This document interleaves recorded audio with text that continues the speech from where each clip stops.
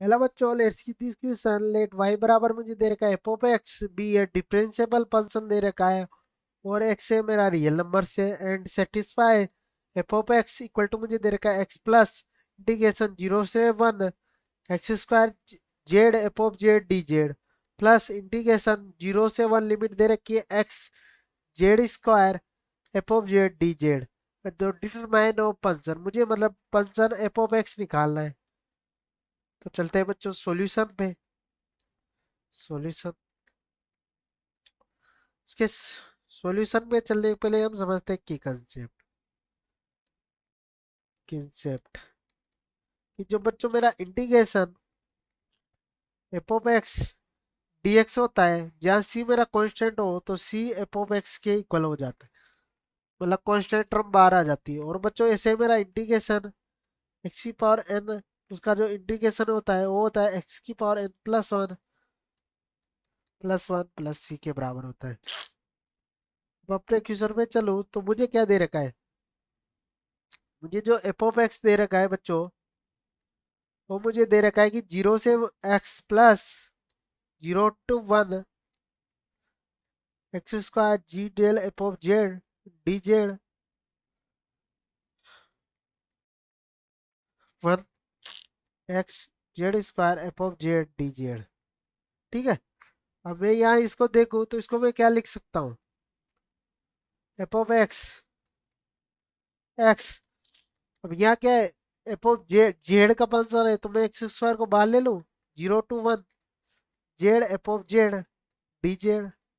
ऐसे में इस वाली टर्म में एक्स को बाहर ले लेता हूँ तो ये बन गया 0 to 1 Z square F of Z D Z.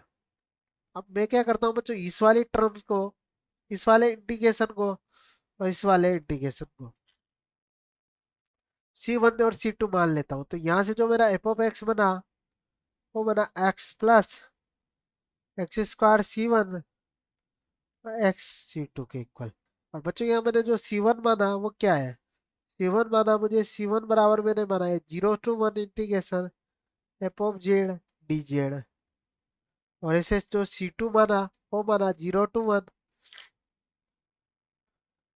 D Z. अब बच्चों मुझे क्या करना है, मुझे C1 और C2 की वैल्यू निकालनी। तो कैसे निकाले, अगर मैं यहाँ C1 को देखूं, C1 मेरा क्या है, C1 इसको मैं मान लेता हूँ इक्वेशन 1, इसको इक्वेशन 1 के बराबर मान लेता हूँ।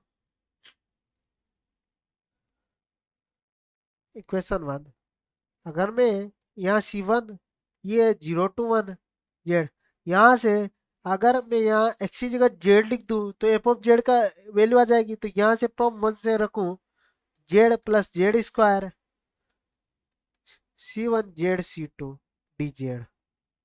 ठीक है। तो यहाँ से जो मेरा बना वो बना बच्चों C1 इक्वल टू 0 to 1, इसको जेड को नहीं मल्टीप्लाई करो, जेड जेड क्यूब C1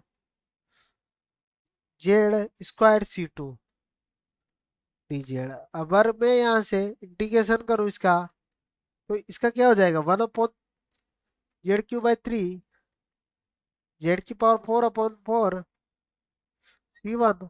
और ये बच्चों मेरा बन गया जेड 3/3 C2 लिमिट 1 to 0। जब बच्चों मैं यहाँ लिमिट पुट करता हूँ तो यहाँ C1 इसकी वैल्यू आएगी 1/3 1/4 C1 प्लस 1/3 C2। अगर मैं इसको सिंप्लीफाई करता हूँ तो यहाँ से मेरी जो इक्वेशन प्राप्त होगी वो मुझे होगी C1 4 C2 equal to 4।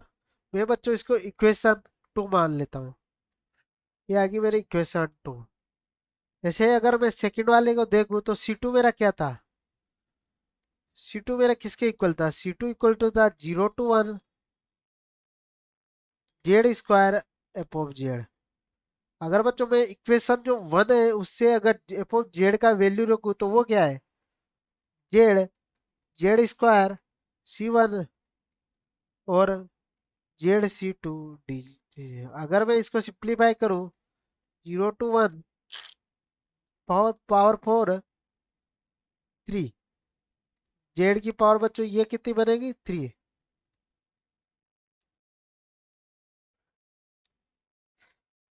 3 4 C1 cube C2 DZ। अगर मैं इसको आगे सिंप्लीफाई करूं तो यहाँ से मेरा जो C2 इक्वल टू आ गया। अगर बच्चों मैं इसको इंटीग्रेशन करता हूँ तो ये क्या बनेगा, Z⁴ प्लस C1 बार Z⁵ plus C2 Z⁴ limit मेरी 0 to 1। जब मैं इसको सिंप्लीफाई C2 इक्वल टू आ गया मेरा 1/4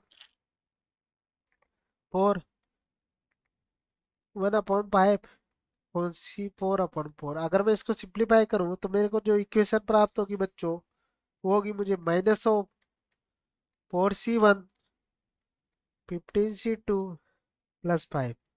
मैं इसको इक्वेशन 3 मान लेता हूँ बच्चों। अब मुझे क्या करना है, जो इक्वेशन मुझे क्या करना है, इक्वेशन फ्रॉम इक्वेशन 2 एंड 3। मुझे दो इक्वेशन दे रही है, दो वेरिएबल है, तो मुझे इसकी वैल्यू निकाल। जो मेरे इक्वेशन है वो क्या है, 9C1 +4C2 = 5, जो इक्वेशन 2 है। और 3 क्या है, यहाँ से -4C1 +4C2 = 5। अगर बच्चों मैं इसको सिंप्लीफाई करूं तो मैं क्या करता हूँ, इसको 3 से इसको 4 से जब मैं इसको सोल्व करता हूँ तो यहाँ से मेरी क्या वैल्यू आ गई, इससे तो ये कैंसिल आउट हो जाएगा बच्चों। और यहाँ से जो मेरी वैल्यू आएगी वो आएगी 1 1। इसको सोल्व करूंगा तो ये आई मेरे 1। C1 इक्वल टू मेरा किसके आ गया, 16 के। तो यहाँ से जो C1 की वैल्यू आई मेरी आएगी वो 6.149। ठीक है, ये तो आ गई मेरी 16 की। अगर मैं C1 की वैल्यू इक्वेशन 2 में पुट करता हूँ तो यहाँ से जो C1 तो मेरा पास आया बच्चों 1।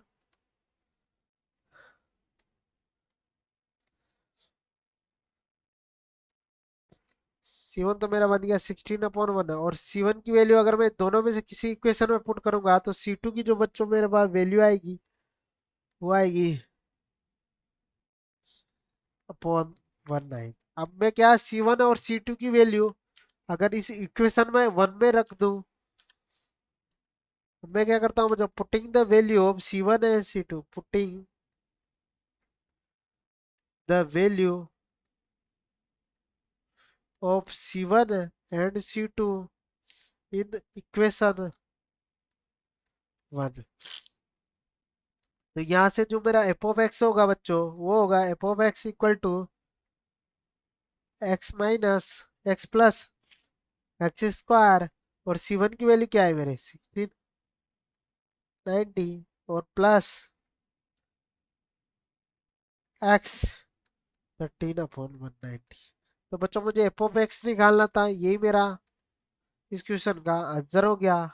I hope you understood very well. Best of luck.